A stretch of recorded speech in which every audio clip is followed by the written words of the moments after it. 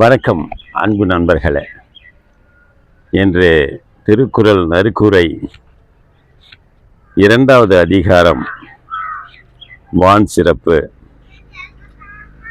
வானின்று உலகம் வழங்கி வருதலால் தான் அமுதம் என்றுணரற் பாற்று.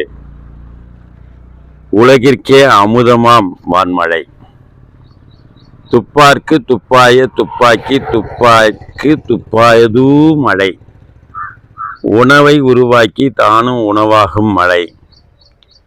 வெண்ணென்று பொய்ப்பின் விரிநீர் வியனுலகத்து உள்ளிருந்து உடற்றும் பசி. மழை பொய்த்தால் உலகை வருத்தும் பசி. ஏரின் உளார் உழவர் புயல் என்னும் வாரி வளங்குன்றிக்கால். மழை இல்லாமல் உலகில் உழவு இல்லை. கெடுப்பதும் கெட்டார்க்கு சார்வாய் மற்றாங்கே எடுப்பதும் எல்லா மழை. பெய்யாது கெடுப்பதும் பெய்து வாழ வைப்பதும் மழை. விசும்பின் துளி விழியின் அல்லால் மற்றாங்கே பசும்புல் தலை காண்பு அரிதே.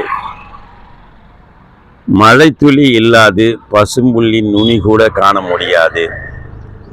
நெடுங்கடலும் தன் நீர்மை கொண்டும் தடிந்தெழி தான் நல்காதாகிவிடின். பெருங்கடலும் குறையும் வான்மழை பொய்யாவிடில்.